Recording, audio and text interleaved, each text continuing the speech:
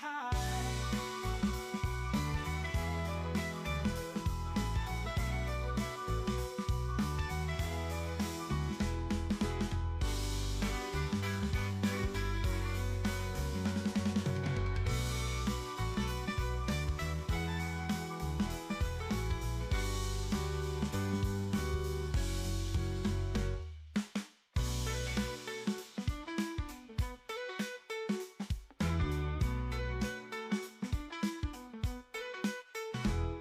Trevor takes us round the world on his unique stream on Twitch. It's Hitch, twitch.tv/Hitch.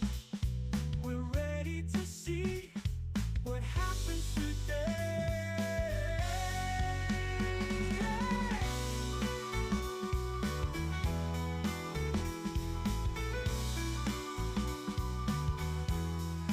Trevor takes us round the world on his unique stream on Twitch. It's Hitch, twitch.tv/Hitch. We're ready to see what happens today. Ooh. Trevor's always on adventure. We're watching it live. Viewers can drop by, say hi.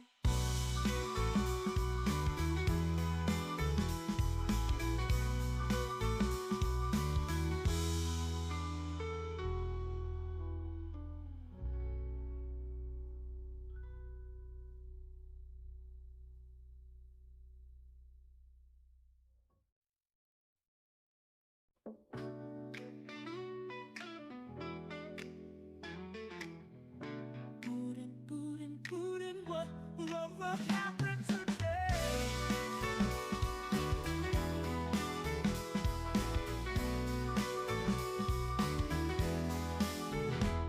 Trevor takes us round the world on his unique stream on Twitch. It's Hitch, twitch.tv/Hitch. We're ready to see what happens today.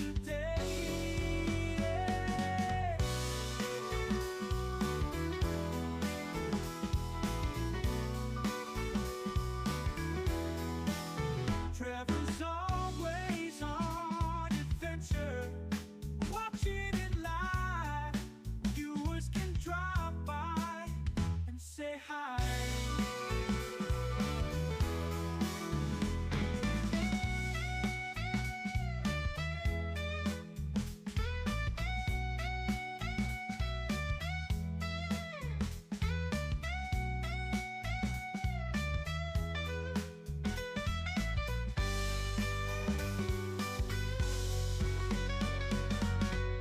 Trevor's always on adventure, watching it live. Viewers can drop by and say hi.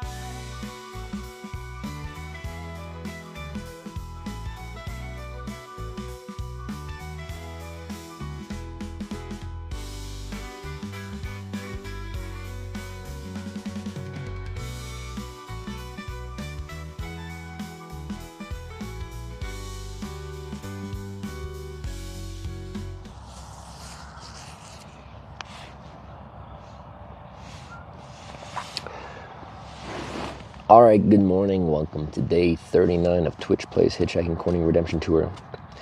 We're in Cheyenne, Wyoming. Another time. It's the third time being here. But we have voted north, so we can try to get a good north ride out of here. But yeah, good morning. Sorry for the early finish yesterday.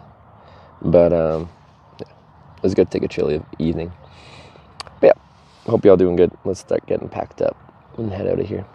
I just pulled out this shirt that I washed at Nathan's place, Storm Sorrow, and I rolled it up weird, so it's very wrinkly.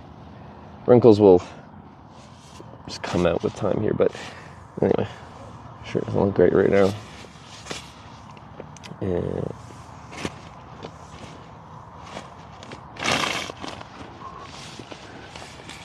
But so I showered, and then I like in the shower room in the trucker's lounge or in the truck stop, and then I went to get out my razor to shave, and it was gone. I lost it. I even went out into the truck stop and tried to buy another one. They didn't have it. They had a freaking straight razor and like some electric razor thing, and that was it.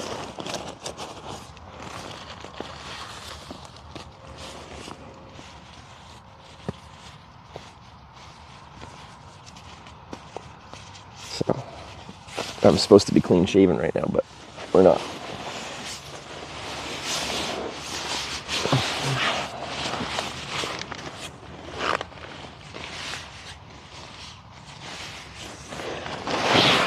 Just grow a beard. It doesn't help the hitchhiking. Ah, that's loud. Zinzog just subscribed with Twitch Prime. Zinzog, thanks for the 4-month Prime resub.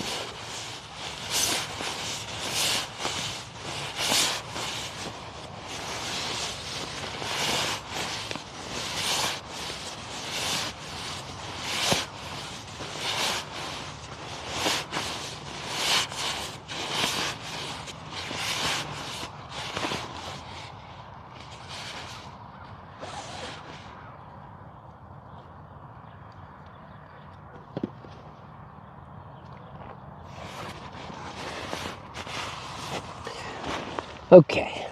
I think I broke another cable. Keep going through all my USB-C cables. No, it's supposed to break like the micro USB cables do, but mine apparently do.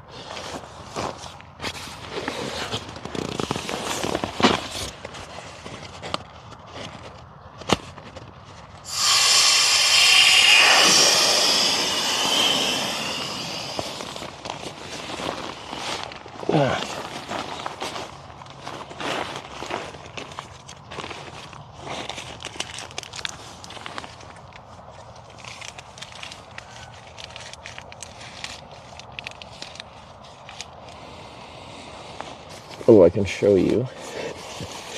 So I made a really janky way of covering the stream when we get like rain without major amounts of wind. I super glued an old microphone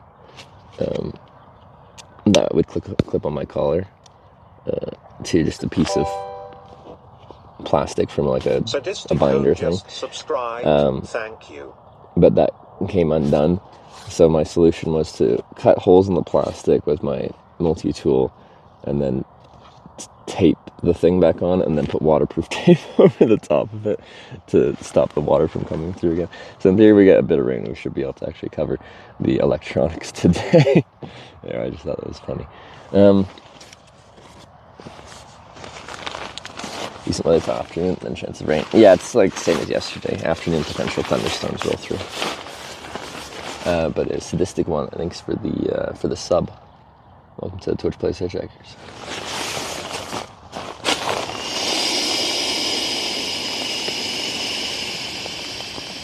I checked on your parcel you've been trying to send back to Canada.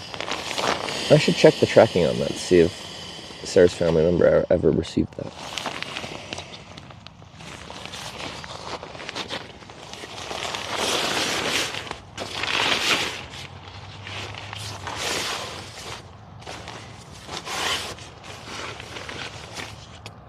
Brother, hope your travels are going well. Yeah, things are going good. Ah, we've not received it. You're here. That makes it easy. It's very weird, because Sarah forwarded the message you got to contact them, to be like, they couldn't get through customs or whatever. And they had the package returned to where I mailed it from, and they said they went through it and everything looked fine. And they're like, yeah, sometimes this just happens. Home just gifted one subscription to the community. We'll just mail it back out again and give it another try. I'm like, okay. But that's been a while now. Maple Marie cheered 100 bits. Quavik, thanks for the, oh, sorry, so this is the one with the gifted sub as well. Looking for the sub and the gifted sub. I appreciate it. And Maple Marie with the 100 bits.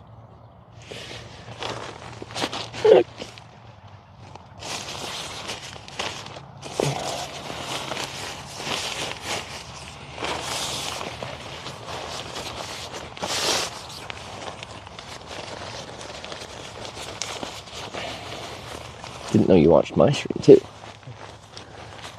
Oh, we got a morning camping hike train.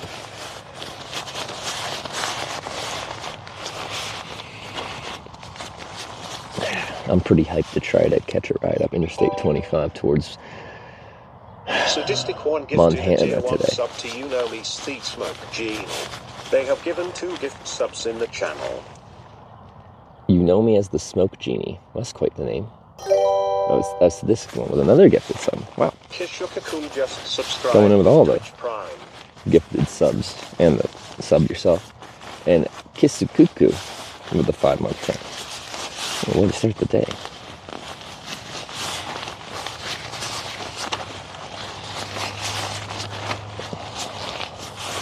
Usually won't start with a hype train in the tent. The tent is like our slow warm-up to, you know, slowly work our way into the day.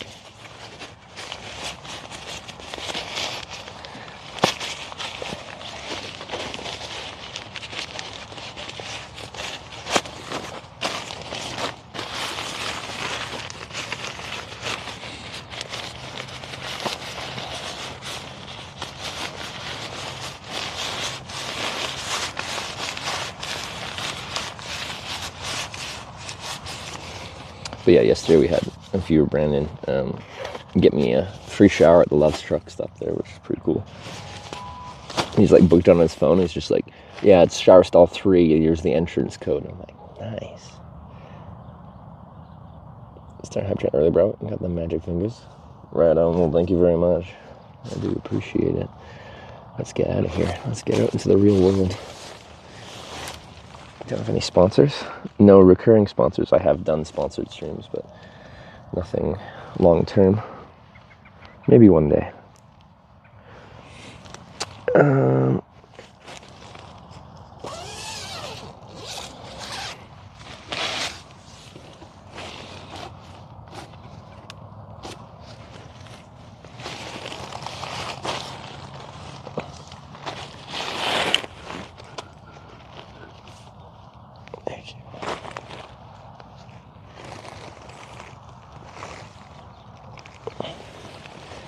So there's some traveling equipment sponsors. I'd love some. It's just difficult. I only have a following on Twitch, and like outdoor sponsors don't really use Twitch, like outdoor gear stuff. Not really active on Twitch, mostly video gaming platform.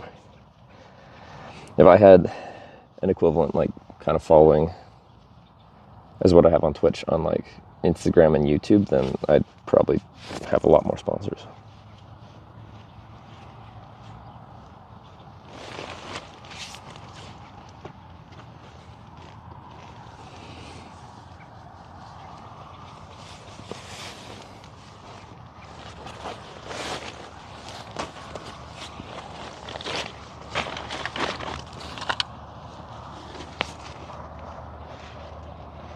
How truck stop showers, giant clean and stocked with towels. Yeah, the ones I've been at have been actually quite nice.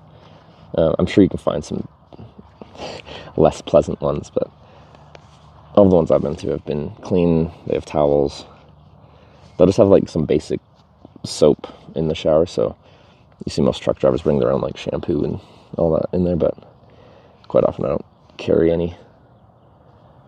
So I just use what they have.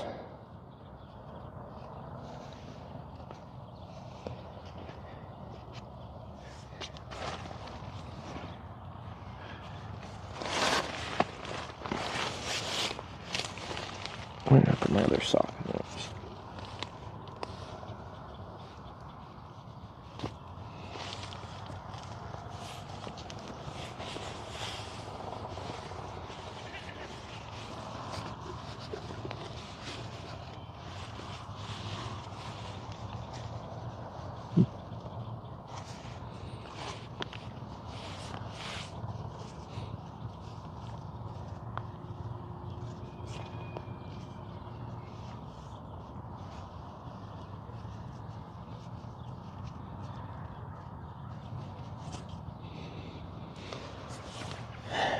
Asking like $30 for a shower. The ones I've actually paid for were like 15, which is not cheap. There totally could be some up to like the $30 range, but I haven't seen them. But I also haven't paid for that many, so.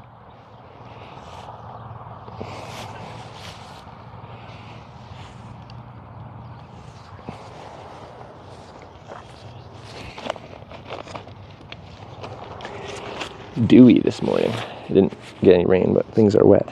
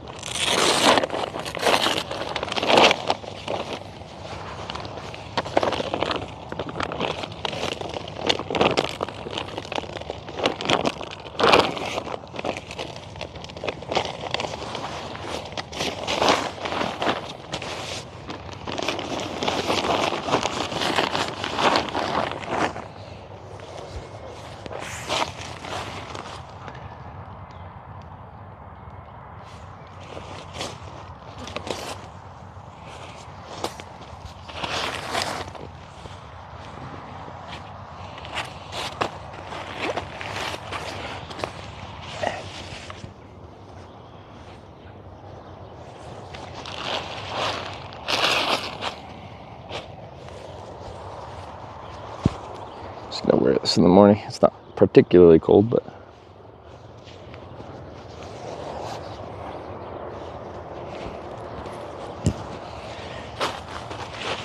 it will get hot though. Not as hot as it was 2 days ago.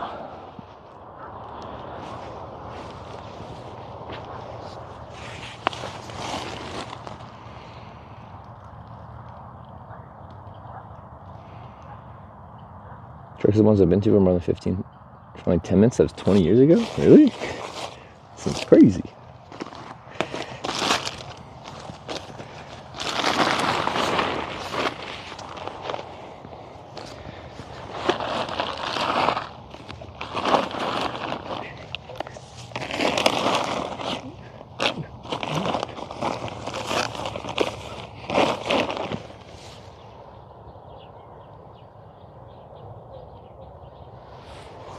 Charge them mostly for the truckers. Yeah, and then they don't pay for them. They usually get enough points or whatever. Subscribed with Twitch Prime. Prime. Fast Attack with the 4-month Prime. Thank you for the Prime.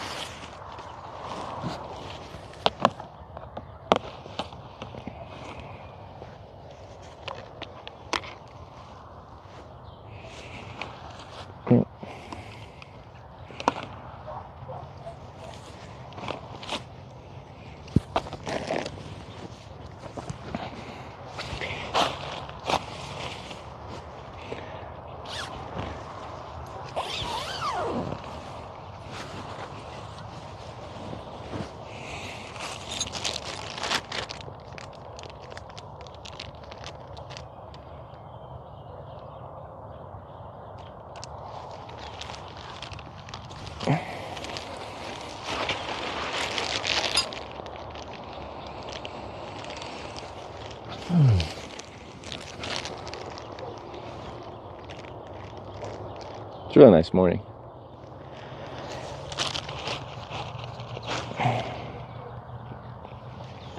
Oh, let me show you all a picture on Discord. I was waiting here for the sun to set. There's a nice rainbow. If you're on my Discord, General upload.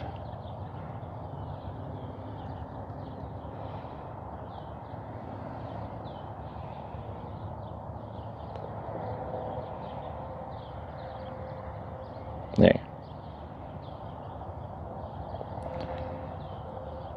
Had the rodeo guy do the other day. He didn't make it for the 8 seconds in order to get a score, so did not place, unfortunately.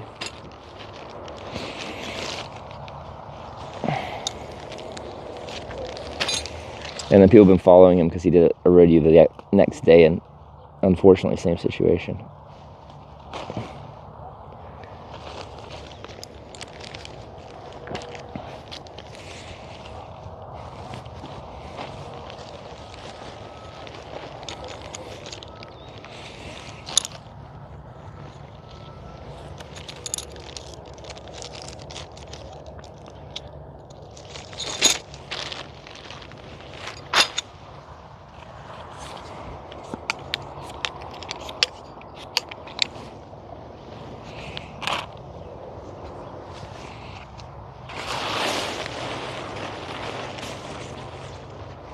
It's kind of wet, dewy.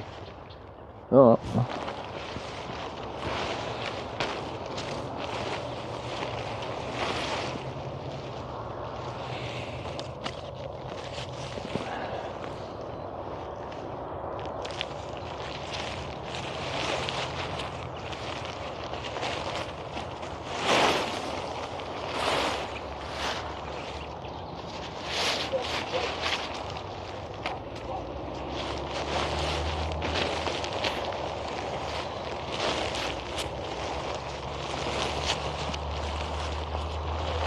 We're at like a cape to the restaurant. Perfect. It's a great idea.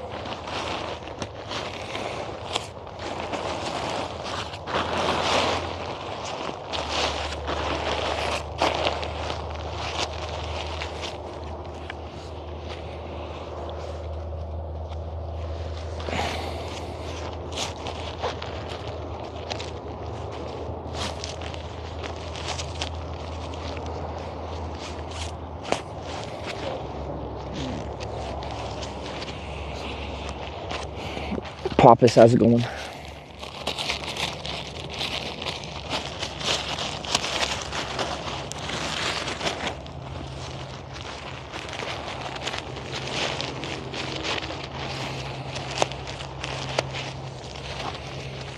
Let's sleep. I slept good. So I ended early. I hung out at the truck stops for a while, charging a bit more. Had a shower. I was supposed to shave, but I lost my razor, so I'll have to pick a razor up at some point. But then rode here just before sunset. I sat just on a bench over there waiting for it to get dark, and then I was set up by like 10, so that's good. Well, no, 8, by like 9.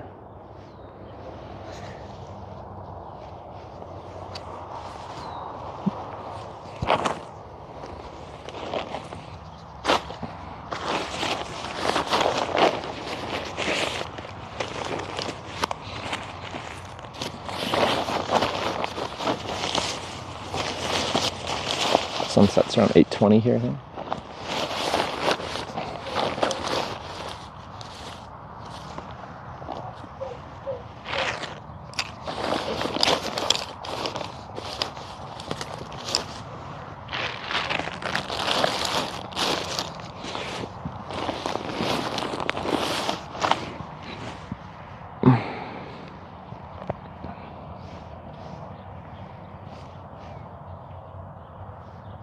Who am I missing?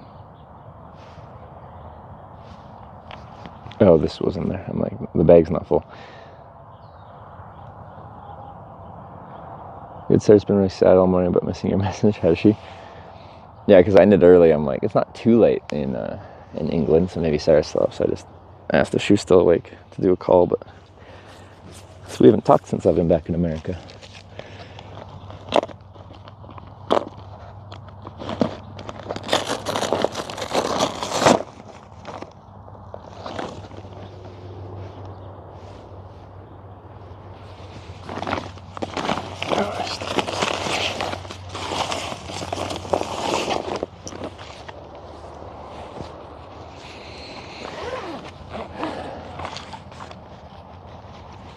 haven't talked about it. It's just the time zones.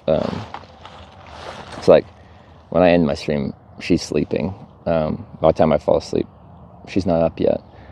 Then when she wakes up, I'm sleeping. And when she ends her stream, I'm in the middle of my stream. It's just...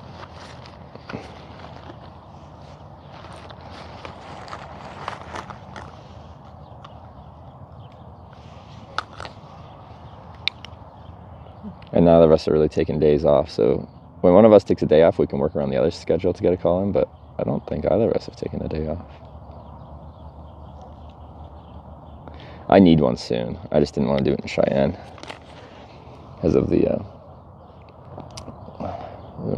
festival thing causing very expensive accommodations.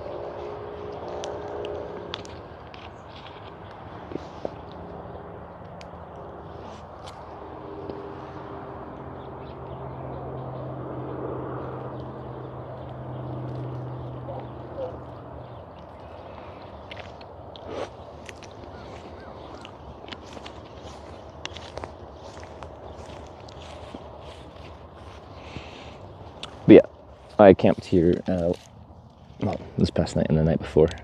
I wasn't planning to be in Cheyenne for 2 nights, but, you know, that's Twitch Plays, hitchhiking. Darshan starting with today. Y'all voted for North yesterday. Very thankful for that.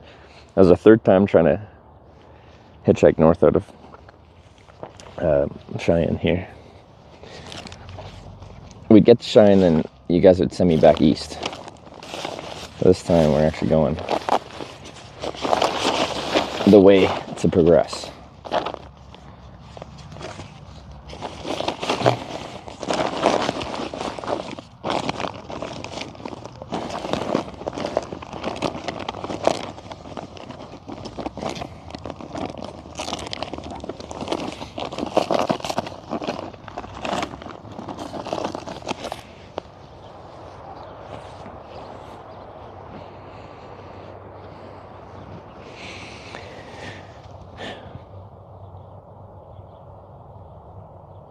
New Meta north and south? Well, we have to go north or south to get around Nevada and Idaho. I just want to go north because I think south would be even more hot than north.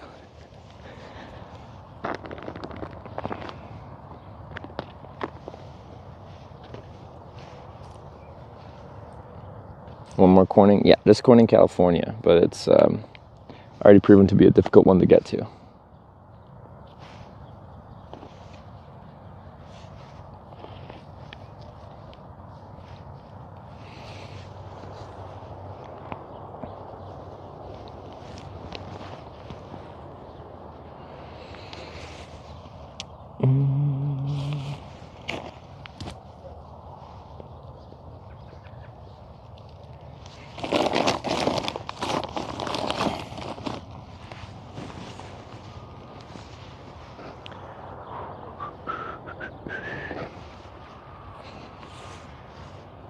Okay. Mostly good to go.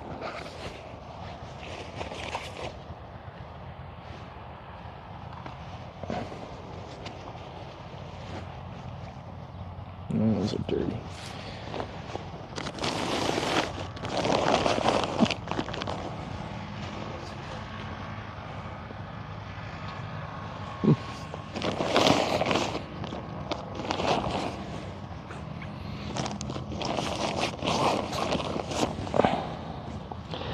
As a broader bike compared to a regular bike, much less comfortable to bike on.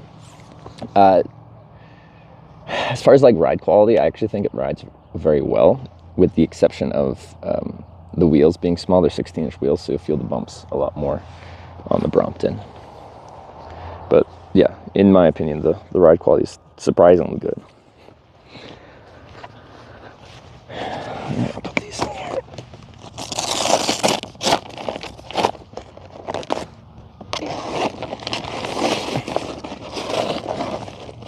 Maybe that sounds contradictory to be like, the small wheels make the ride quality worse, but it feels good. It's like the handling characteristics feel quite good for how like the bike is proportioned. Much better than I thought it would be.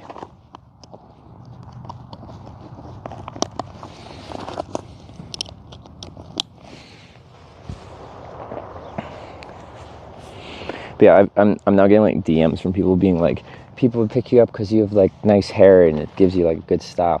I need to wear my Spam hat now. You guys, can you see how thinning my hair is in the back? I'm not sure if I'm pointing it right. I'm going to like burn the heck out of my scalp now that I'm an old man. Sad.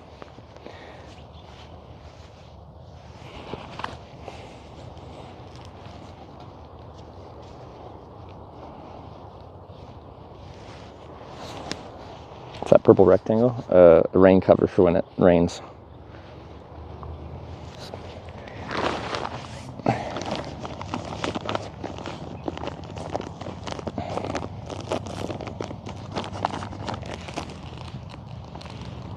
Where's your cap? It's in my little satchel bag. It's right at 12 p.m. Yeah, in the afternoon it just calls for like sporadic potential thunderstorms. It's the same as yesterday. And it did happen like in the afternoon. The storms rolled in. But, we'll see. Oh, I need a battery for that. And I put all my batteries away. Oops. Battery.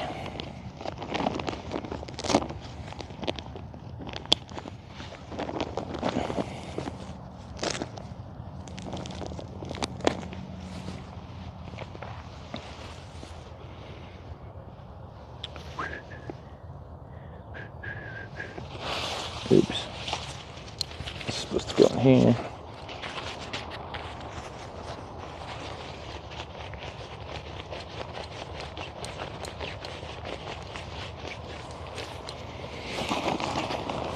And I don't need this.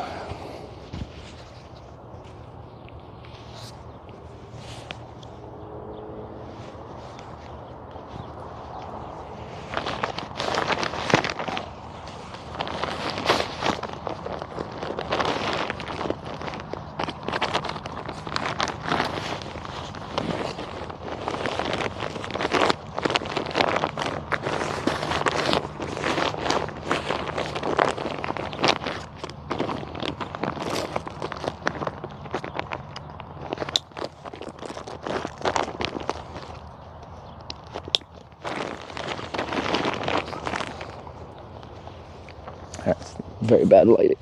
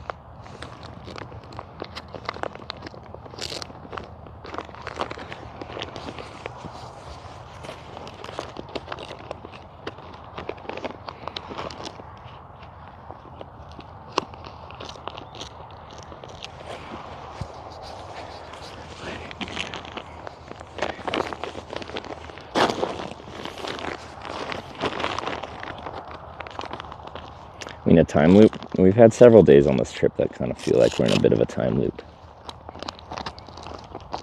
A little bit of Groundhog Day action.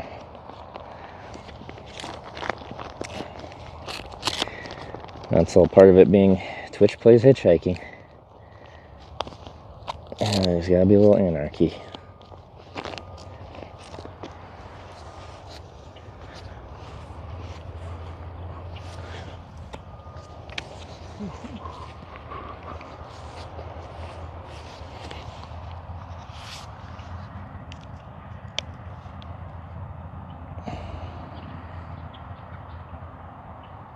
Let's get this plugged in.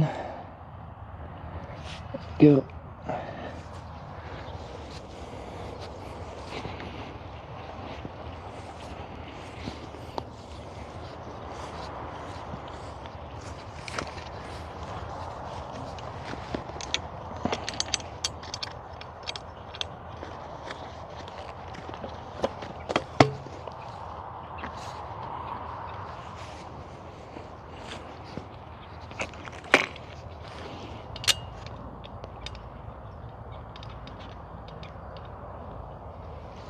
Stay.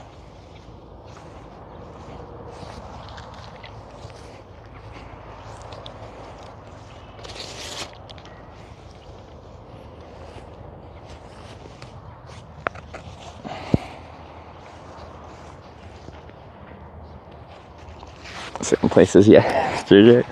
Unfortunately, yes. But now we voted to go north on I-25 from here, which is a great opportunity to actually get somewhere forwards. Finally. Just gotta make it happen. That's what our plan today. Get towards Montana. But in these spread out places, like each vote is so consequential. Like, so say I get a ride to like Casper north of here. It's a great ride. But like, if you guys then vote south to send me back the way we came, that's a long ride backwards because I have to go to the next place with stuff. And they're really spread out here.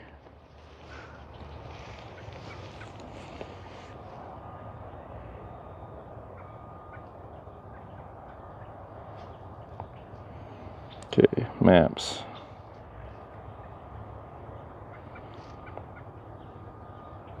Directions.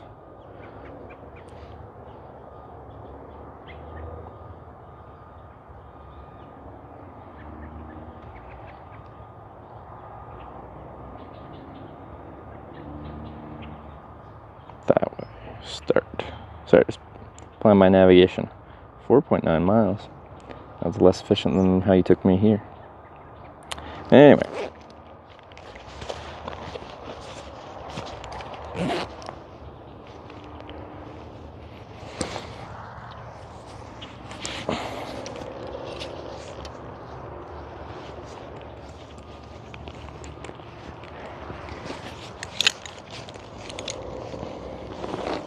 Okay.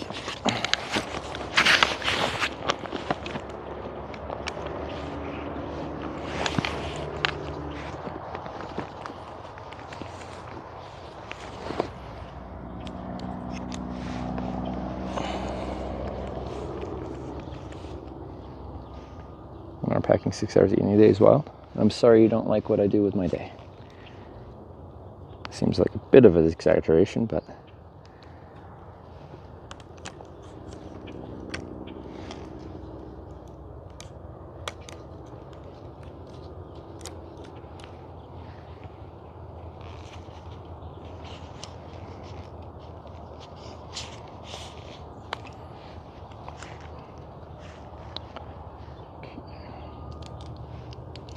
oops.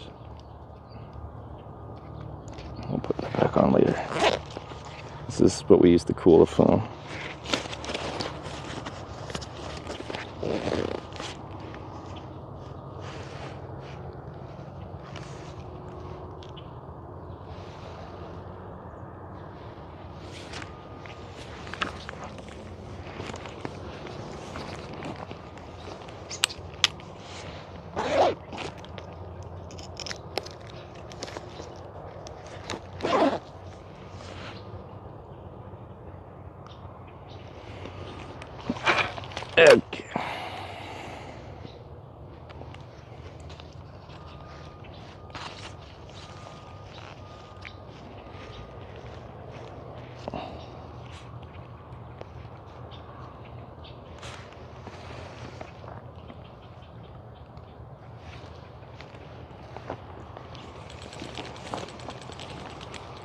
and straight. I'm leaning a little bit. Okay.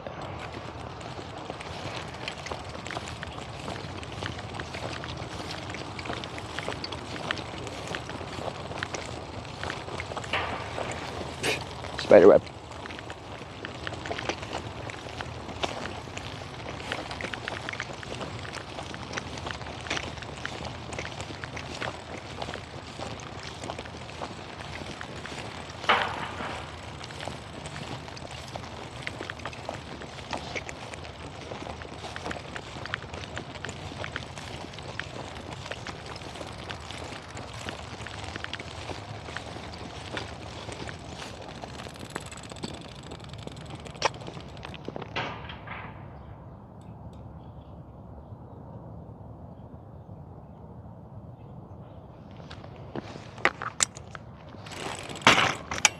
Fix my pants are riding too low.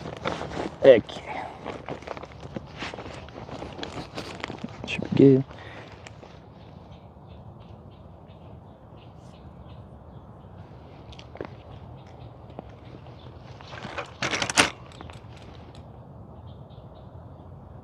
Oh yeah, GPS. I got you.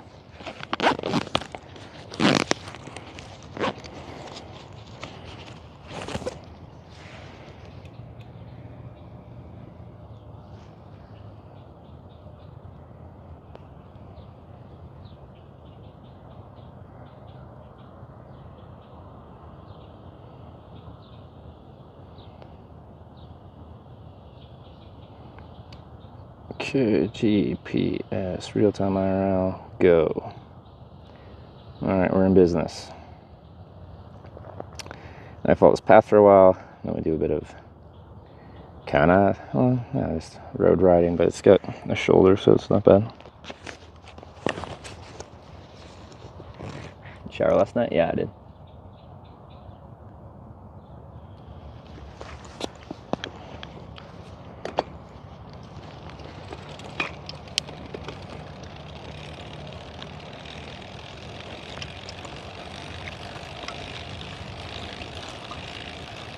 In Nice a quarter path, though. mile, turn left. Yes, ma'am.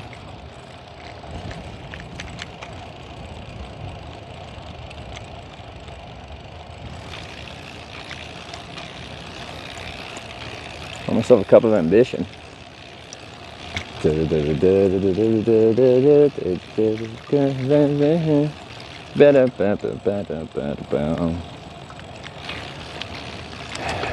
Working 9 to 5. One way to make a living. That kind of cup of ambition.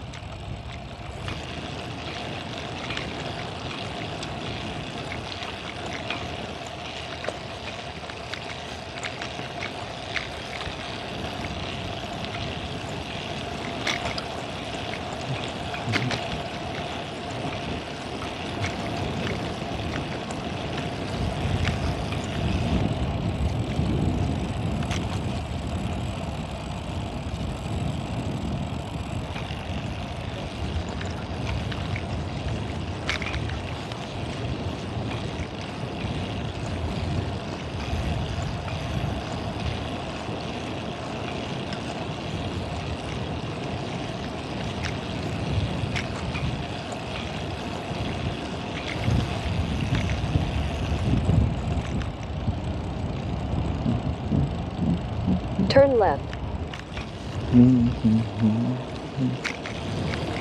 I got you.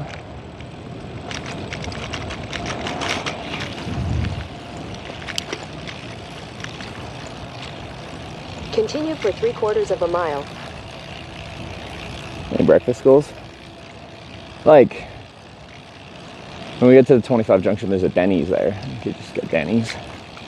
There's all the fast food, usual suspects there as well if we wanted to do something faster.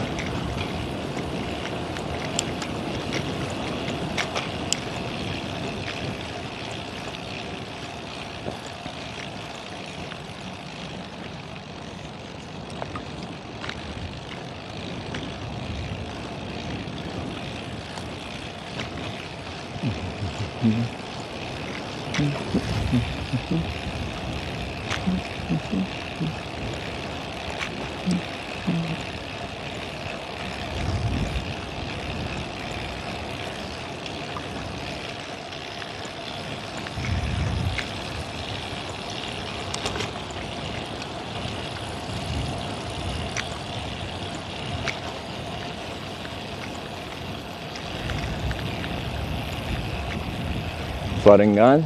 No, it's still there. It's just further up ahead.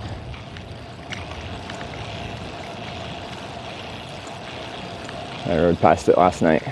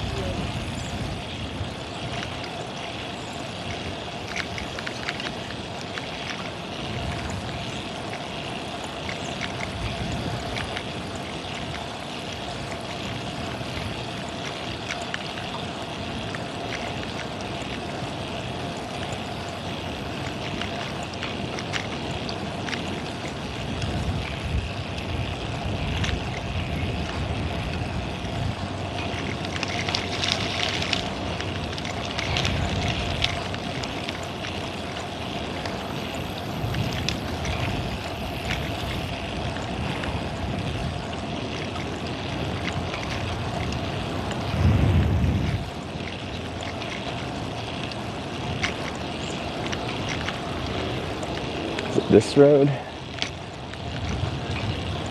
think it might be this one. But the underpass is flooded.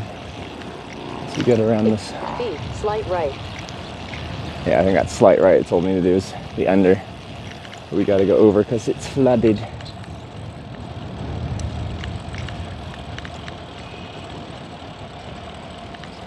Yeah, it's here.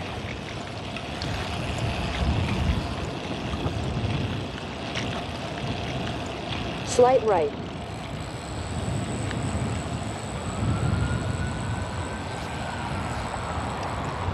Yeah, still very flooded.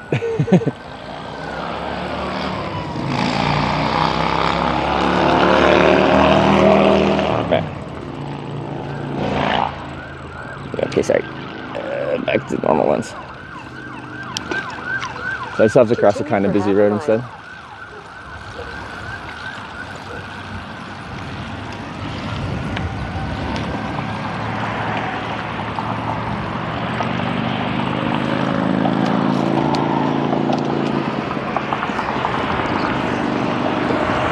Well, timed it perfectly.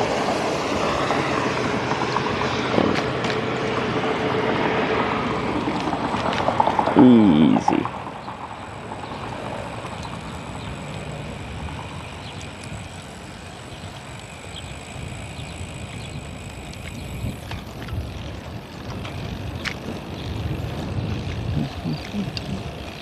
Oh yeah, this was flooded yesterday too.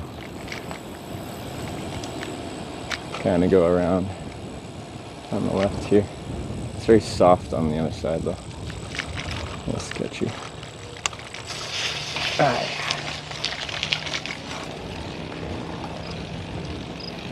A couple spots they haven't really planned for drainage.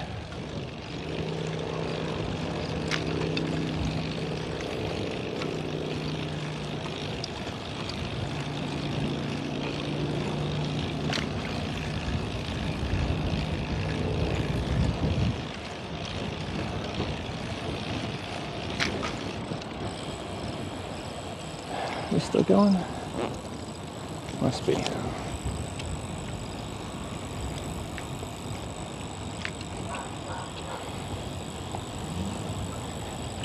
Yeah.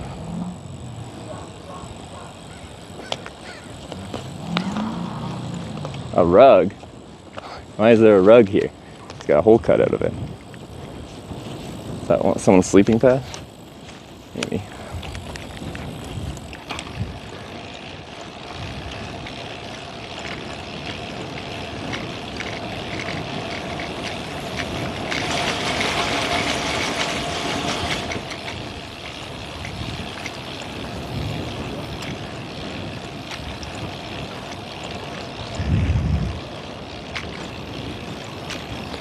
Do do do do do do do do do do do do do.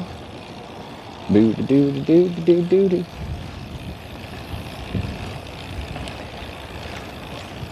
Broke down magic carpet. That's the most likely culprit, I think.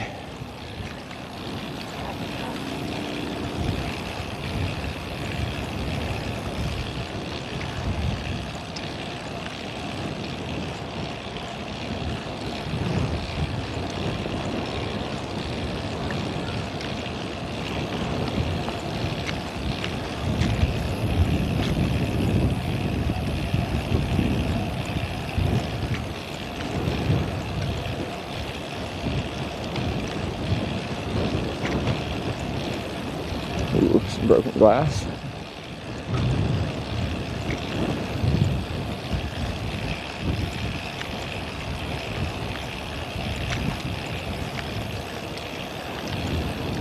All the Aladdin references, nice.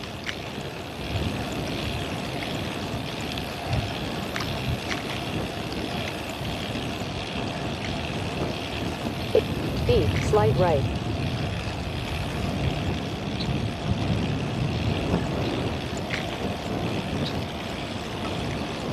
So Google wants me to like bob and weave through like suburbia very inefficiently, but I can just turn right down this road and it's just straight all the way to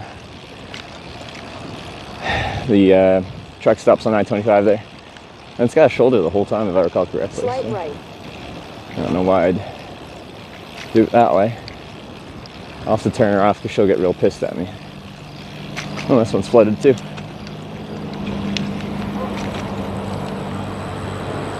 Continue for half a mile.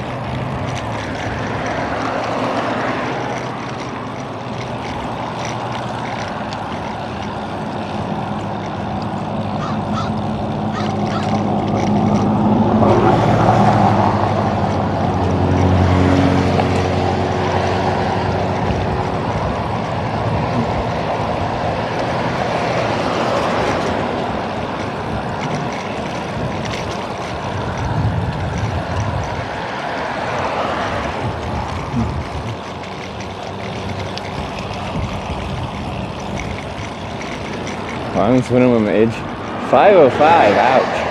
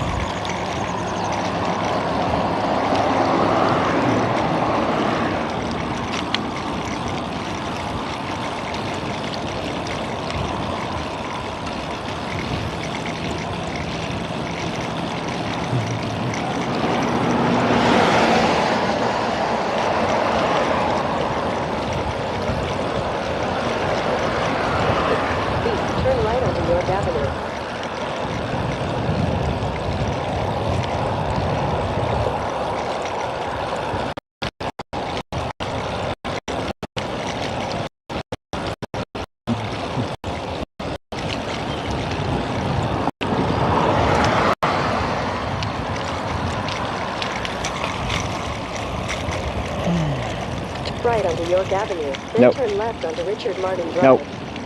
We go straight.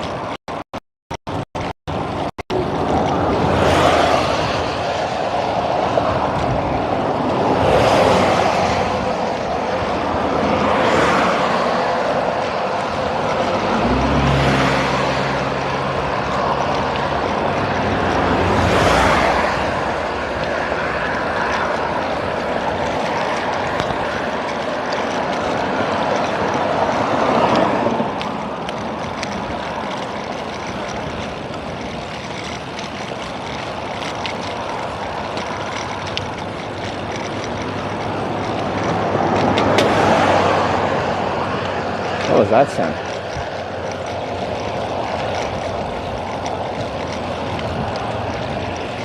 There's a chance my bike might have just launched a rock and hit that truck.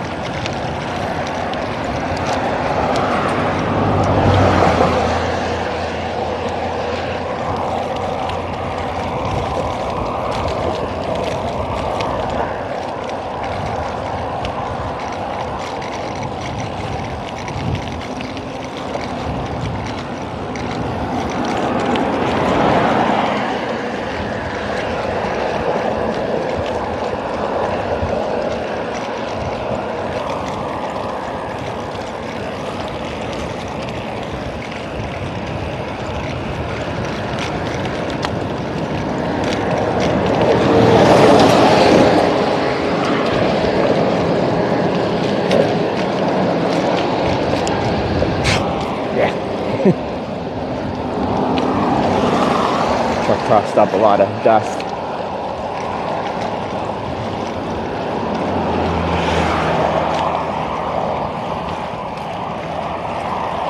We're heading to Interstate 25, head north towards Montana.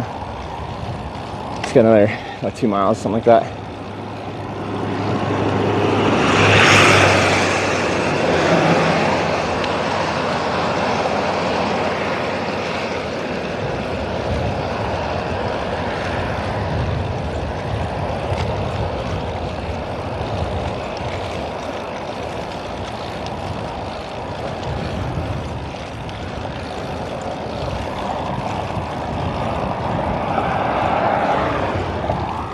An 18-wheeler, not a truck. It's a truck with 18, well, not always 18 wheels. Depends how many axles it's got. Actually, I never count the wheels. Are they usually 18?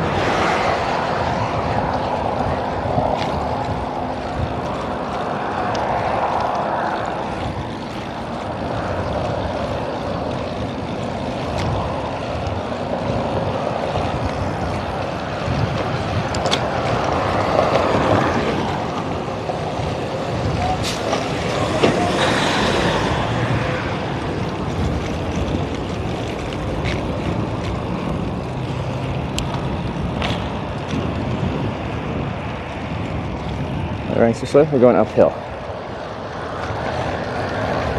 How many days does someone stay in Cheyenne to become a resident?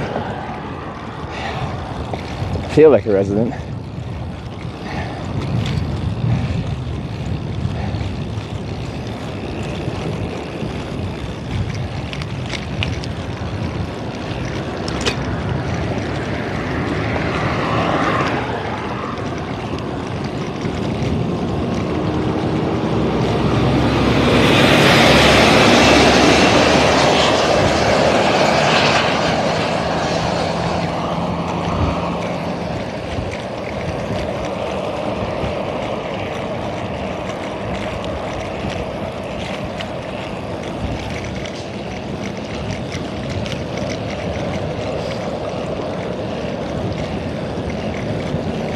I rode back this way yesterday evening to go back to camp. It was a nice extended gradual downhill. And that's a nice gradual extended uphill. Still slightly up.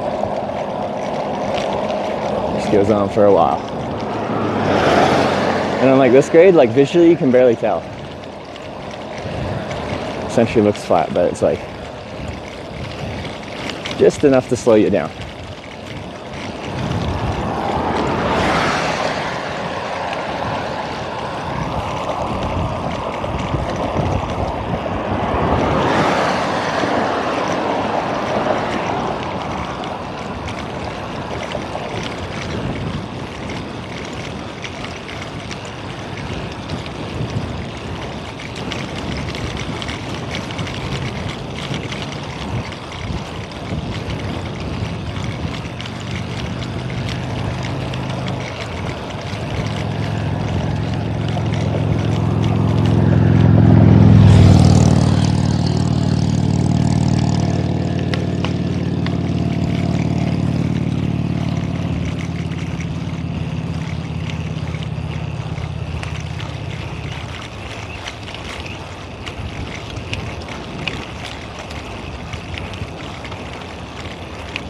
Should get an electric bike?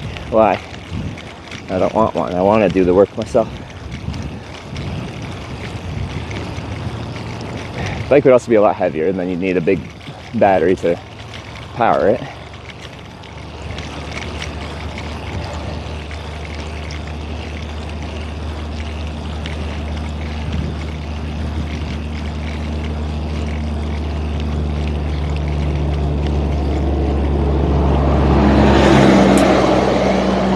Seems to be people's like go-to comment when like I'm on a bike and putting effort in. It's like, have you considered using a bike that means putting less effort in? Sometimes it's not about minimum effort.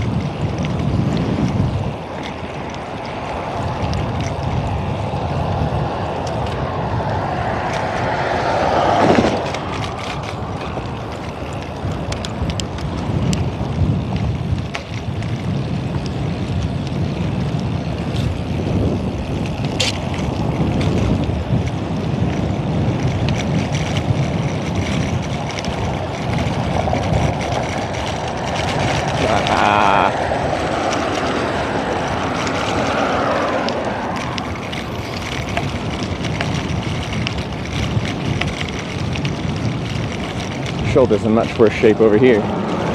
This is where you can feel the 16-inch wheels.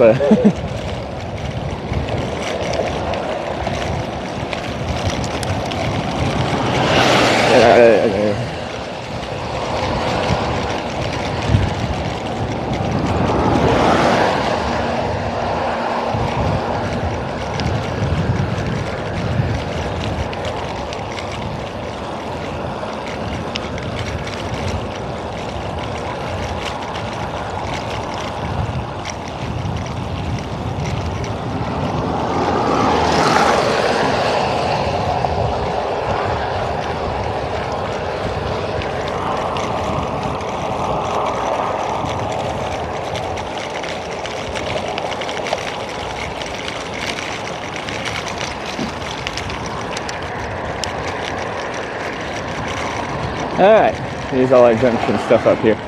I don't know where I want to go for breakfast. There's Denny's, there's McDonald's, there's Wendy's, but what do you guys think?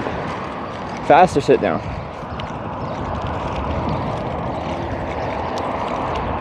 Is it hot outside? Not yet, but it will be.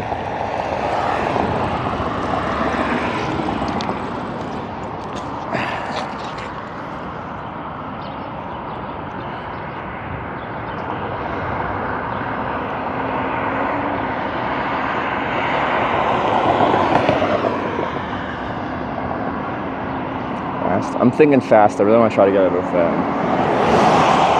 Wyoming before the thunderstorms come in, if they come in.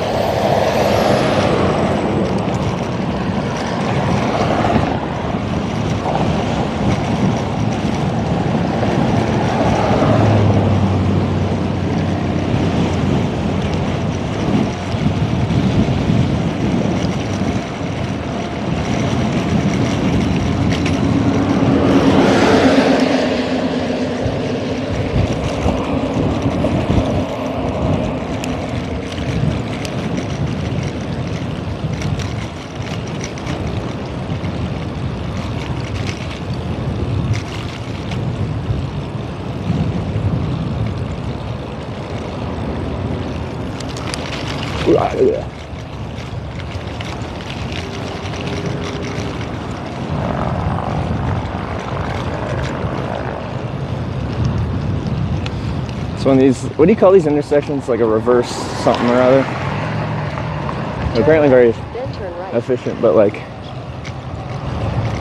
they look kind of confusing. Well,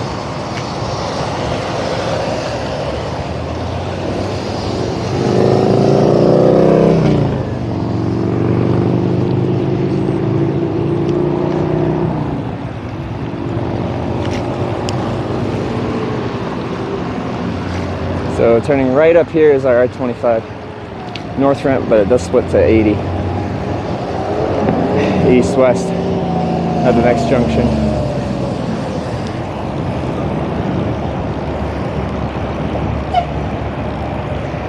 Get a bit on the wait time. No, we don't do it until we're at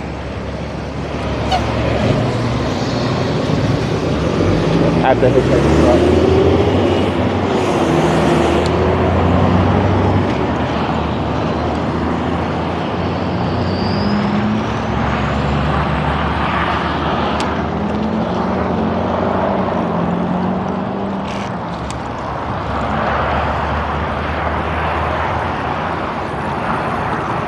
Diverging Diamond. Yeah, I think that's the one. So it's confusing because, like, if you look on the right, usually the right would be, you know, traffic going the direction I'm riding, but it's the opposite. It's red cars correctly going down the left side of the road.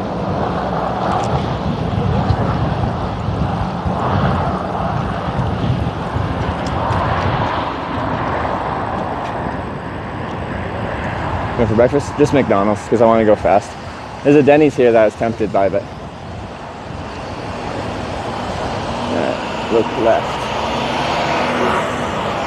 Clear.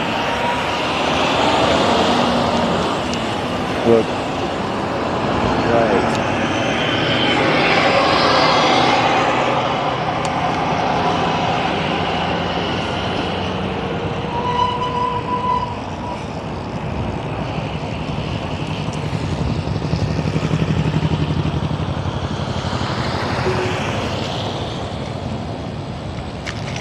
That's a nice puddle there. U-turn. Well, there is a drainage thing there. It's just clogged. Yeah, there is. I'll wait for this truck. Maybe not.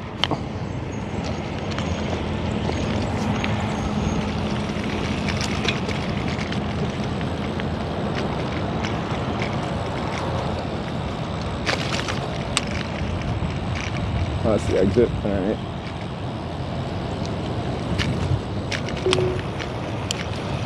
Oh, they got outside seating. Maybe we'll go outside. And we don't have to hear the beep, the beep, beep, the beep, beep, beep. Sorry.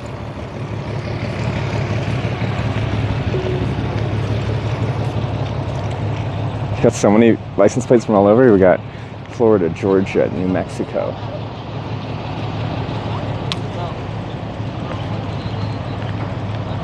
This is a long distance travel sign.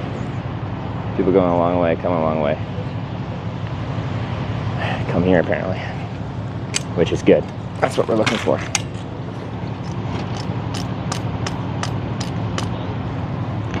Actually, let me pull up my app here real quick.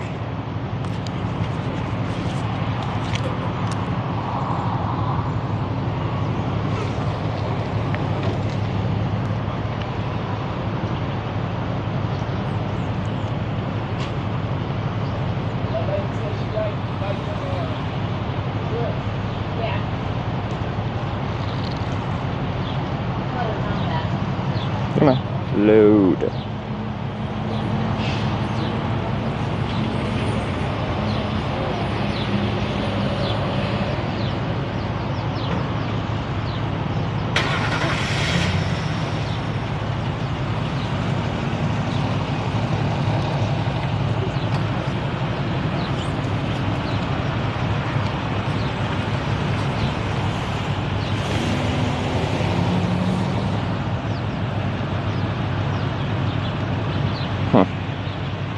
The only one that works for my McGriddle is a 20% off any purchase of $5 or more. Sedge. Oh well. Strong banana smooth. We'll just get a coffee.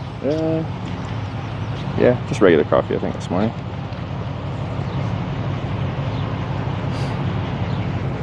Okay. I think the hinge is getting smoother. How'd that happen?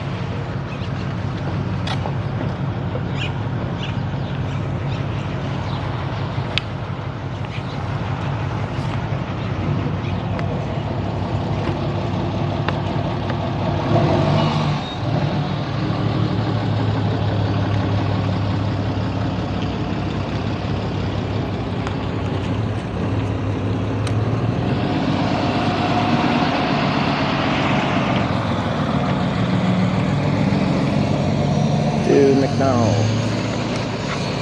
Very quick breakfast so we can start hitchhiking sooner rather than later.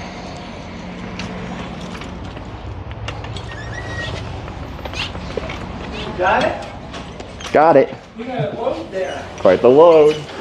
Oh, thank you very much. Appreciate it. Oh, it's busy. That's awesome.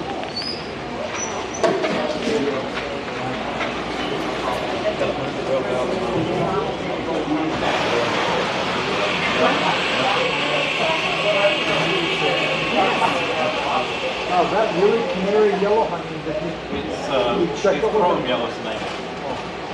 What? Chrome yellow. Chrome. chrome yellow? Oh.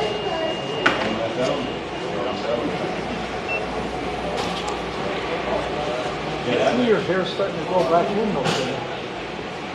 Hello? Yeah, it's been in the garage. It's so loud.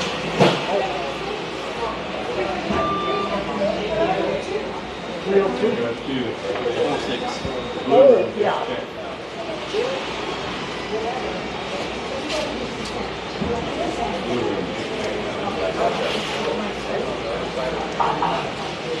Any drums? Was that the drum?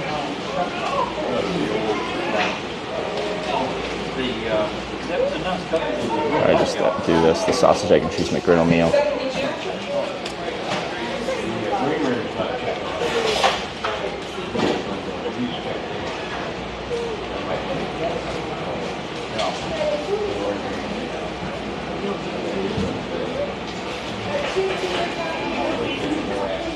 So let's see how it takes my coffee. Yeah, 1 cream sugar hash brown. Sausage, okay, cool.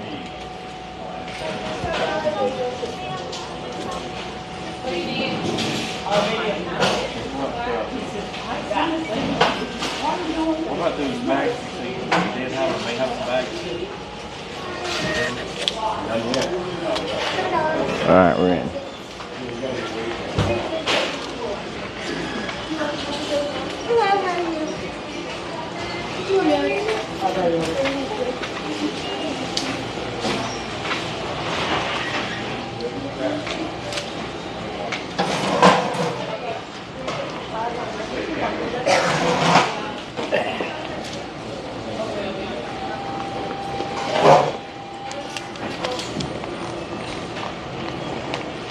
back when I used to hitchhike a couple years back, it was 2 for $4 McGriddles at McDonald's.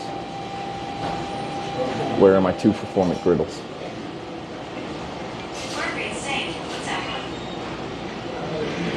I want them back.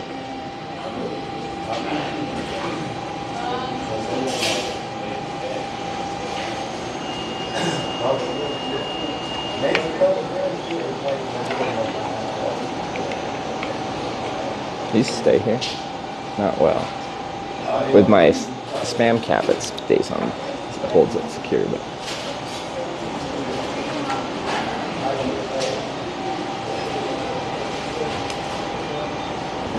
but do any Wendy's do anything? 373. Still do anything close to the 4 for $4, where you get the burger, nuggets, drink, and fries for $4.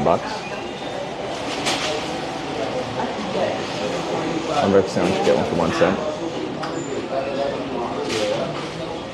There was a free breakfast sandwich with $1 purchase that I could get, but it only includes McGriddles. It's just the egg McMuffin.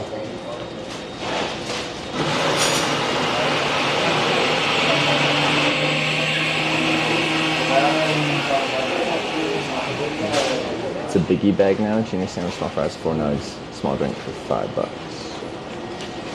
That's still, for modern fast food, not too bad. 374. These kiosks have the deals, but I have deals on my phone.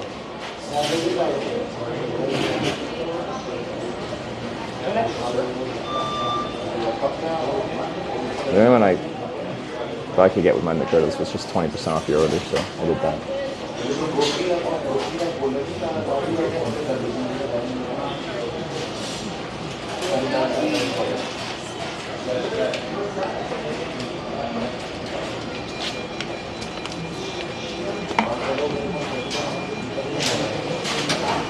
All fast food had dog menu anymore. We went to Subway yesterday and I got like a foot-long turkey bacon. It was nothing too crazy. And a little Gatorade. It was $17 and something cents.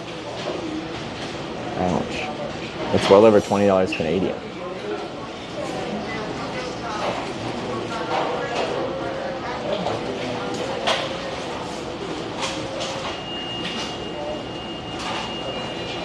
$9.76.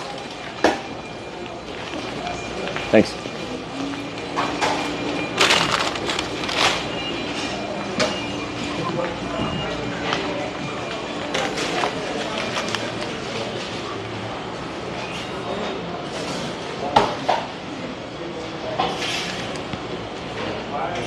Alright, we'll sit outside so we don't get the annoying McDonald's beepings. 777.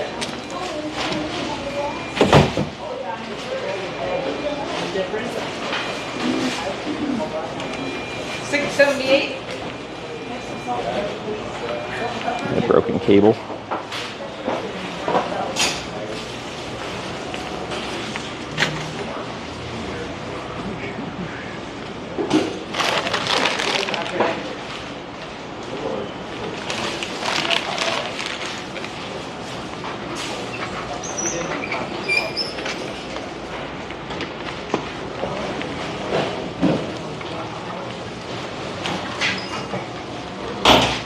Oops. I don't have hands, so I'm gonna have to use my back to open this.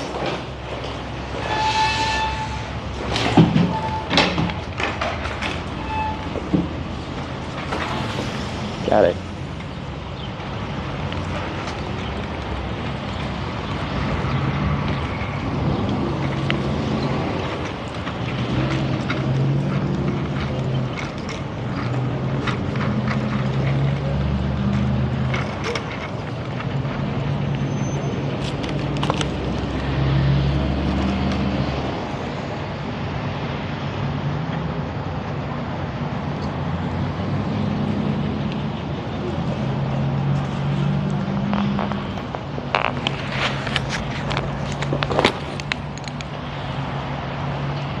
Alright.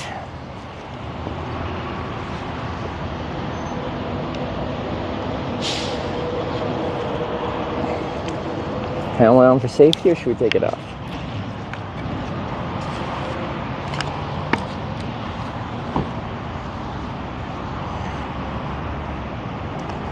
Okay. Grace to catch a ride from? Yeah. So it's a really good truck stop. Lots of long distance traffic coming through here. The one big downside is we are just south of Interstate 80 and we're trying to go north.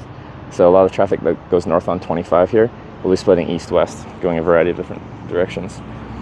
It would be like perfect if we were just one junction north of Interstate 80, because now traffic should actually be heading on I-25 actually. So some will be, but I think we'll lose probably at least half of it, if not more, to Interstate 80 and potentially Cheyenne traffic too. Gonna charge your batteries? Some, yeah. So like I'm good for today, but I'll still try to charge tonight. A few of my batteries are very like slow, well, comparatively slow charging. So like I just would have had to sit at that truck stop for longer than I wanted to.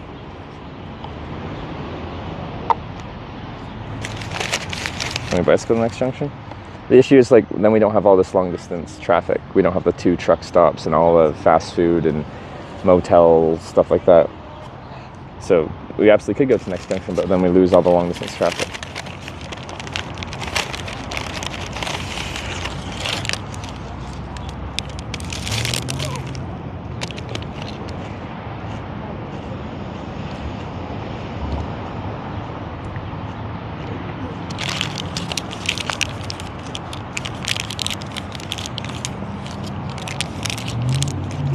McDonald's coffee ain't too bad.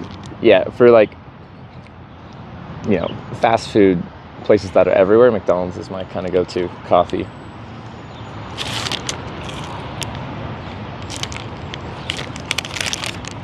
Shower worked out. It did.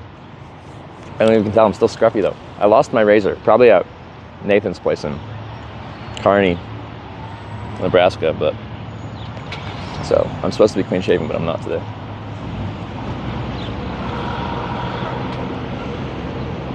Using their side to help weed out traffic going on I-80. I know, but like, they're not good junctions. They don't have like services that would pull in traffic.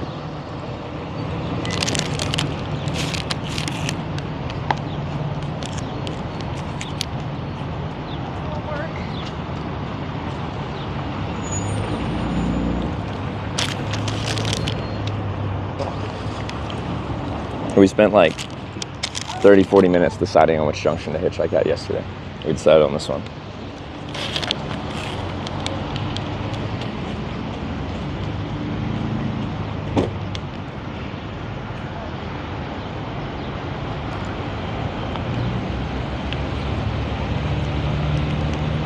Coming from Denver to Casper, truck stop, I stopped at to get gas. It's most convenient. This one?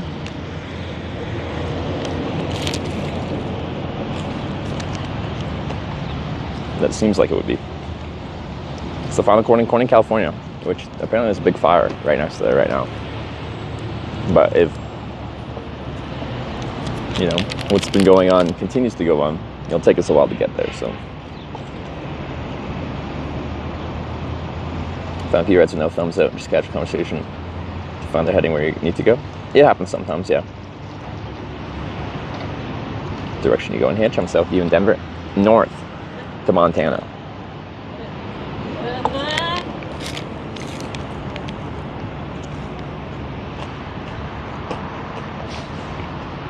So if we get some good rides today, we'll have to put some sunscreen on. Oh, and we do have thunderstorms or forecasted potential thunderstorms coming in the afternoon, so hopefully get out by then. Time we're at 8:30. We got a bit of time.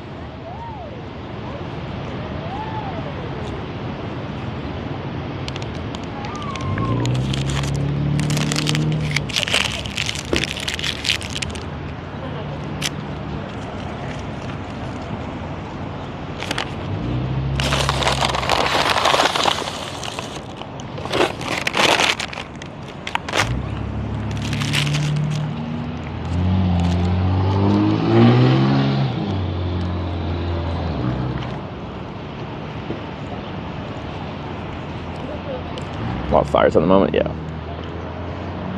Not looking good this season.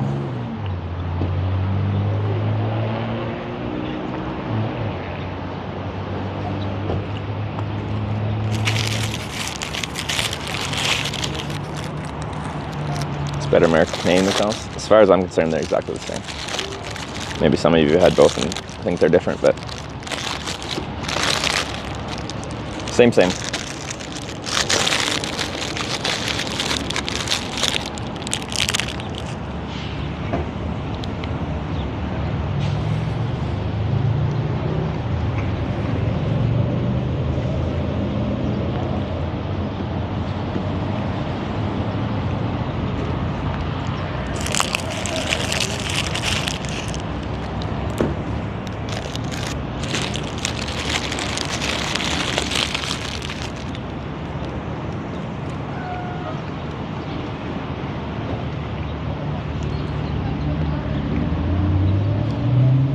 There's fire just above Gillette, but they got it out. Okay. Okay, where's Sheridan? People keep coming up saying Sheridan is a decent sized spot, but when I've been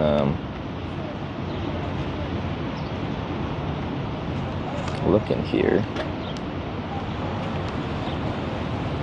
just on a zoomed out view of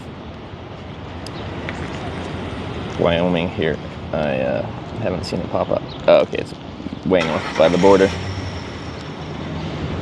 I don't know if I've ever been there. It'd be cool to stop there.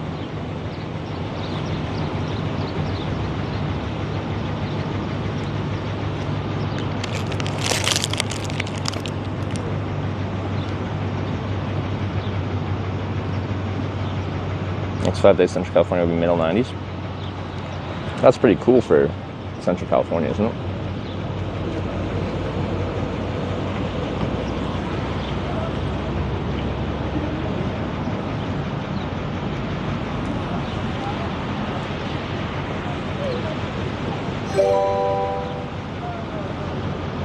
OS4HWKS cheered 100 bits. Yeah. North into the wilds of Wyoming. These beautiful landscapes we be roaming. Headed north due to no last minute snipe. Mickey D's for breakfast is the hype. Casper and Buffalo could be in our future. Trips being grand. Props to the producer. As for Hacks, the daily poetry. Thank you very much. Oh no, it came in at the end of, or the beginning of ads.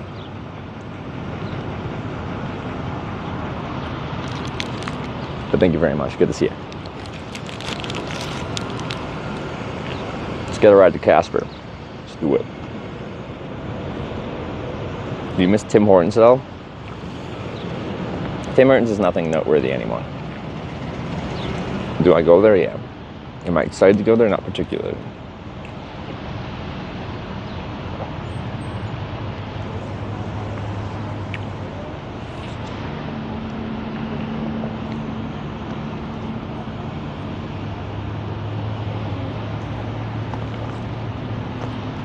I don't think your camera like your white glasses.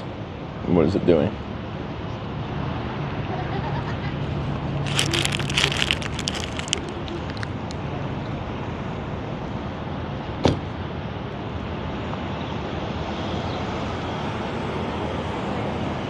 Best thing at Tim Hortons, I get a farmer's wrap. It's like a breakfast burrito. Like a sausage, egg, and cheese with it has some chipotle kind of sauce in there. Ever go to Aroma Joe's with us in New England? Maybe, but I don't remember if I did. Constantly image checking. As in focusing? I can't tell because it's too bright. Is it focusing or is the the white balance, the exposure changing?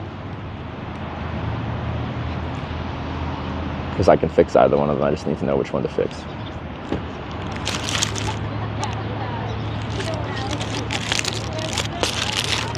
Okay, I'll just lock the exposure. It shouldn't do that now.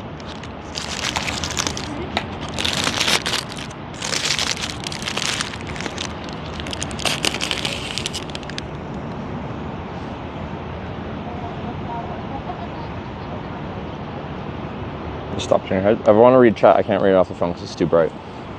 So I have to look like this.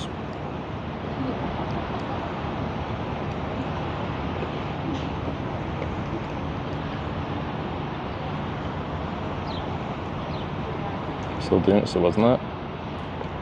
I don't know. Okay, so it's not the focus though. I really can't see. Just deal with it. Oh, it's the flickering thing. I don't know what it is. It's just this camera with this app. It does that when I move. Usually this way. So not this way. This way. It usually does this flickery thing.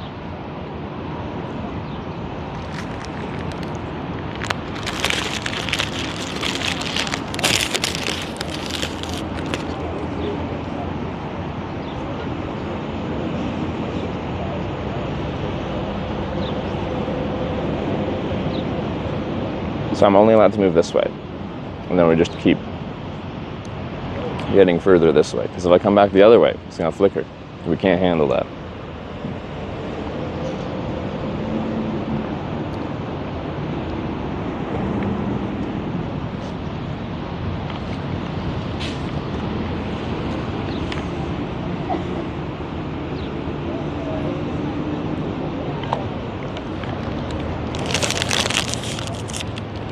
Look, it's just with this app. It doesn't do this when I'm doing, record with the front-facing camera in my camera app.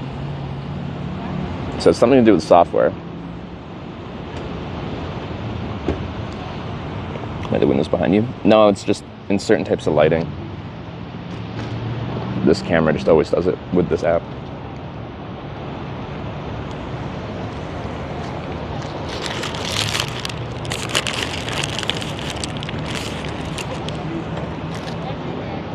It's a pretty constant thing.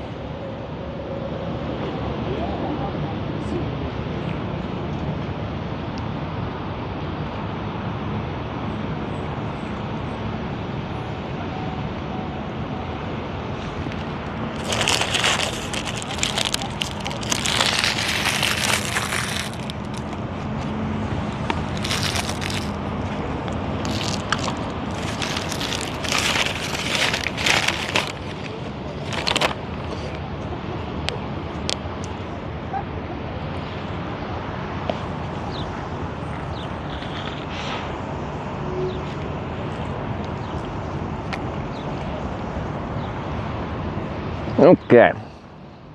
Have coffee, put some sunscreen on, and we're good to go.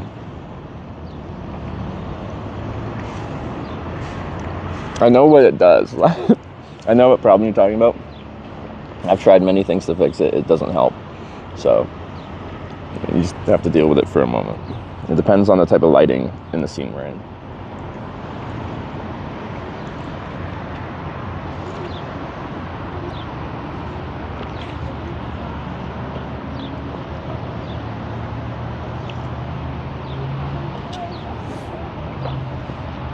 Kind of want to make an I-25 sign, Interstate 25 sign, like the Interstate Shield sign. But I don't think I want to burn the time making it. I have a north sign. Hopefully north is good enough.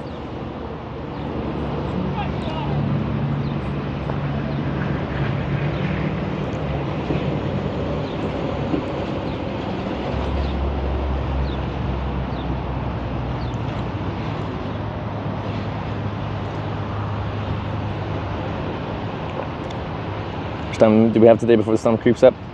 It first starts forecasting potential chance of thunderstorms at noon, I believe. Let's see. But much more likely around like 3 p.m.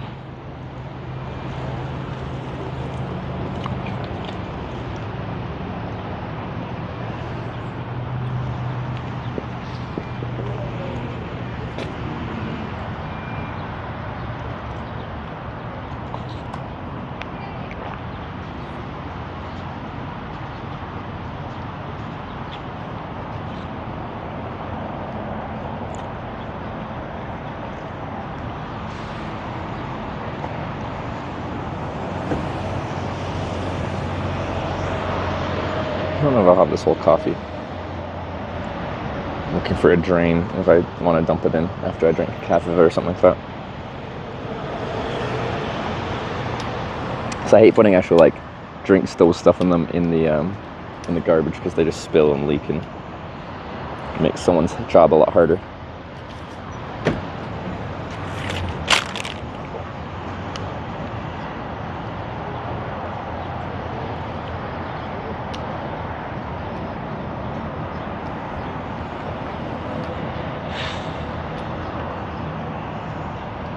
Just dump it in the grass. Doesn't that kill the grass?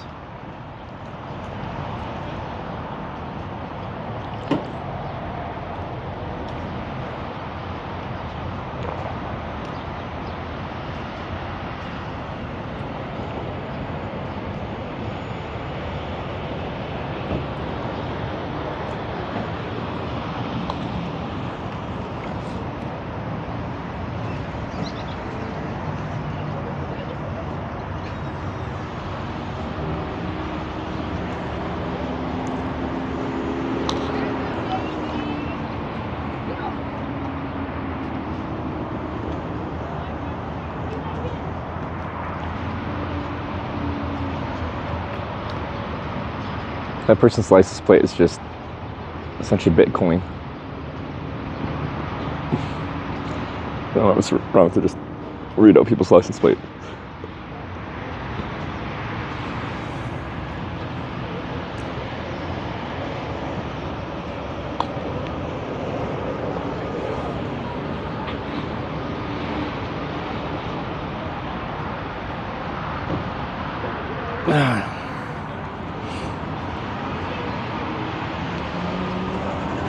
Use coffee grounds to help grow tomatoes, probably any kind of vegetable.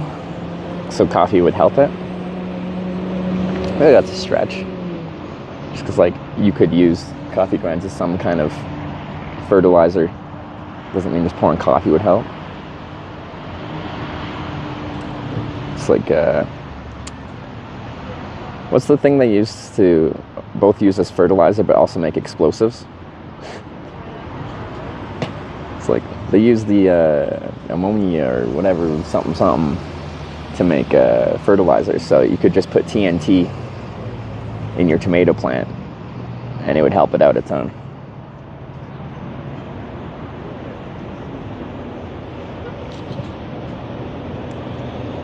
Ammonium nitrate, I think that's the one.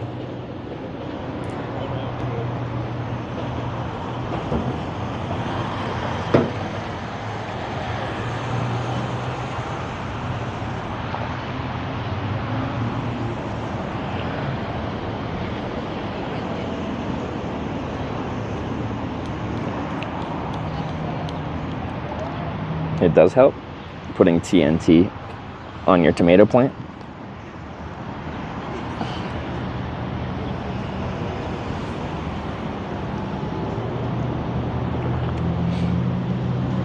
Scan for your last corning, never to get stuck again.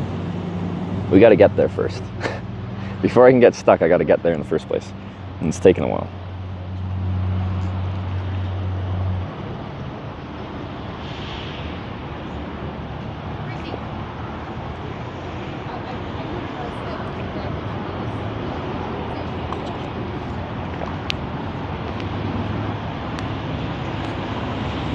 Anhydrous ammonia. That's what made the truck green placard was carrying the other day ago. Wasn't that that's in gaseous form? Like, isn't ammonium like nitrate like a powder?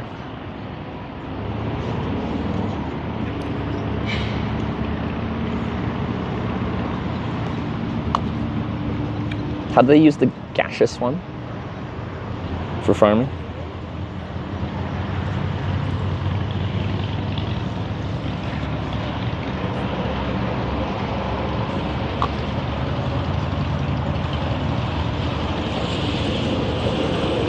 Plans once you get to LA, assuming you don't go directly into TwitchCon.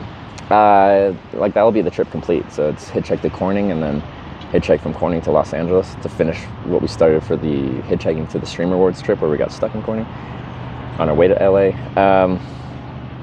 Trip's complete then. In theory, I can just go home. Mission accomplished. Anhydrous refers to when there's no water at all in something. Is that what that means? Interesting.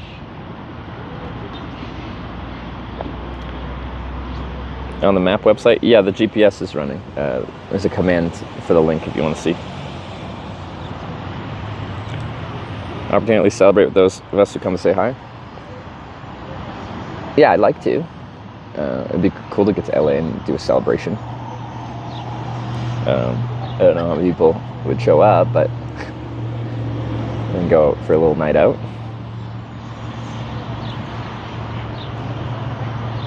Haven't hitched a crop duster. Aren't most of those like single seaters, or do they actually have 2 seats?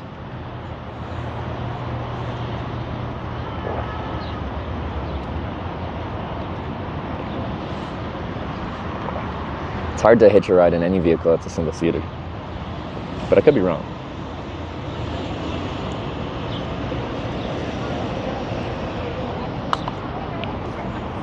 Hold up, we got information about this androgynous ammonia. No, that's not the word. Gas form is injected into the ground a few inches below the surface, improves nitrogen content. Also not much fun to do. Takes your breath away instantly if you aren't careful. Okay, yeah. It's interesting. So they just inject gas a few inches under the surface. Okay.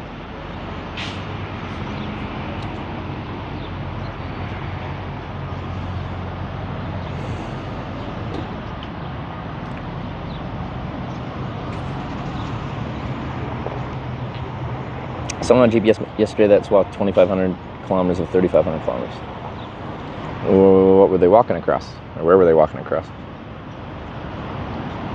There's a couple of people right now like walking the length of Japan. It's cool. There's much more like adventurous content happening live here on Twitch than ever before. I felt when I started in 2018, there was not much going on outside of cities. Like people would stream IRL, but it was city content. Europe, that's a long walk. Germany and entered Spain yesterday. Right on. IRL Twitch community tight knit.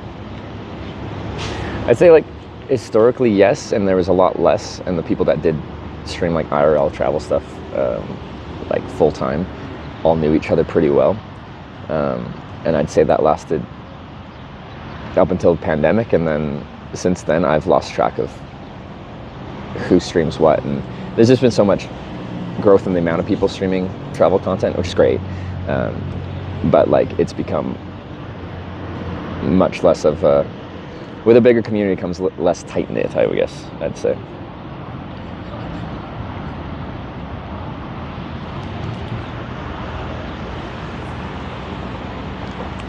But I still think there's a common like camaraderie between like IRL streamers. Like when you meet someone that streams traveling, there's just like you immediately have that something in common. So you tend to get along with them pretty well. You walk across the US? I don't think so. Definitely not east-west. Like when I was younger, I had a dream to try to do like the PCT, Pacific Crest Trail, from Mexico to Canada. I don't think that's in the cards though.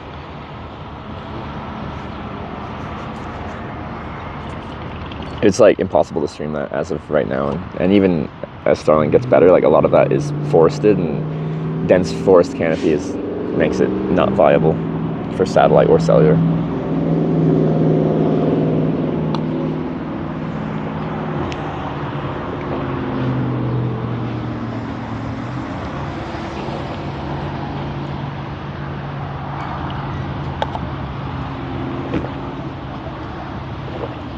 Hitchhiking is unique on Twitch.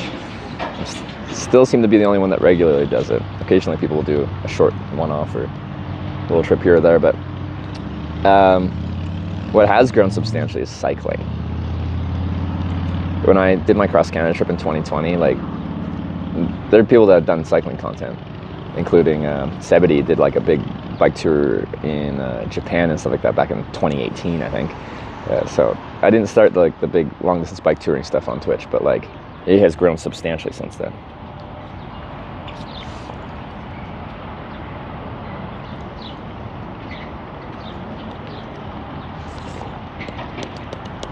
Like Sarah's killing it on the bike.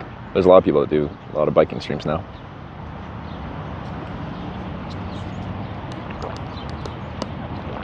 Head from Cheyenne today. Head south, swing through Fort Collins. We're going north. North on I-25.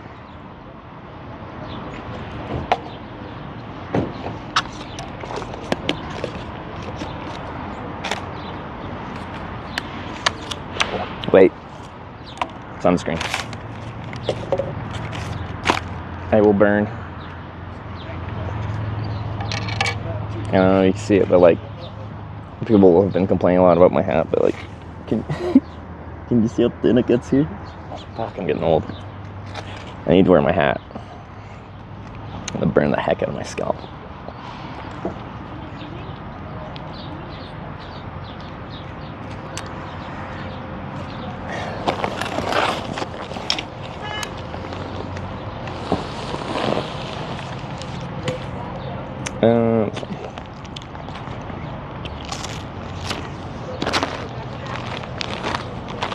Teach Ginny how traffic works? Is she not navigating traffic well on a bike?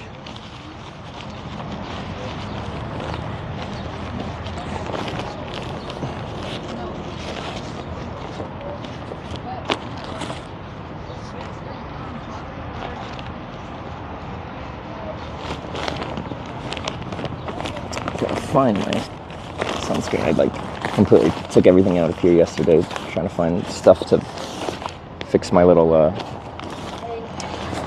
Just so you know. rain cover for the stream. So now I don't know where anything is. Everything has a place, but I just kind of shoved everything in all willy-nilly. All right, there we go.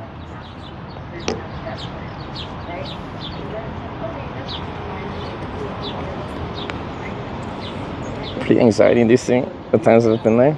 I saw one clip where it 100% wasn't her fault. Like the bike path just like followed the road, and then there's a road, and then you can turn right off the road, but it's kind of like a weird looking intersection, and some vehicle almost just like ran right into her. But that one wasn't her fault. She was just staying in her bike lane and going.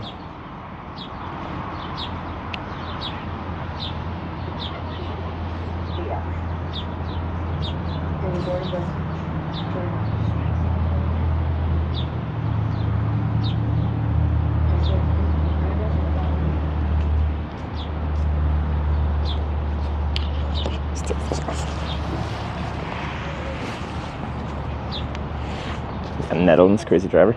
Yeah, and Netherlands of all places, the most cycling-friendly country. Certainly, infrastructure is really great for cycling, but that intersection in general, looking at it, like it's still the driver's fault, but it's not a well set up intersection.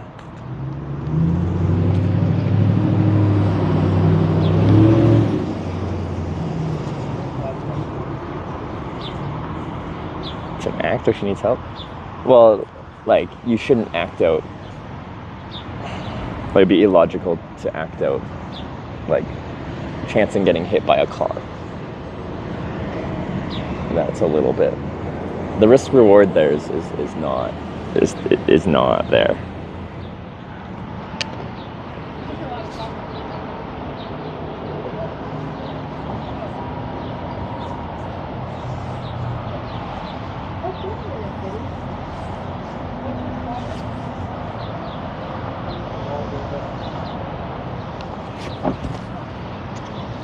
SPF. This is SPF 50. I usually just get 30.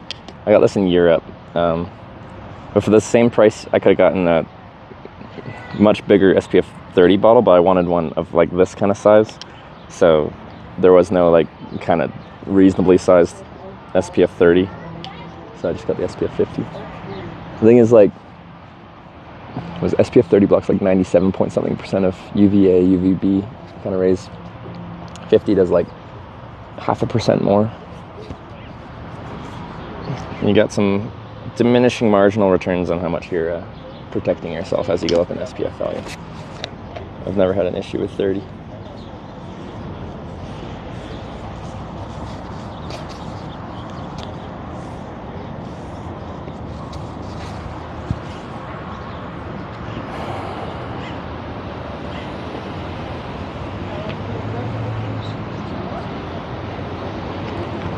Okay. Talking about like just dealing with traffic, that's like this one thing, but when it comes down to like saying rude things about a streamer, we cross a line there, so tone it down.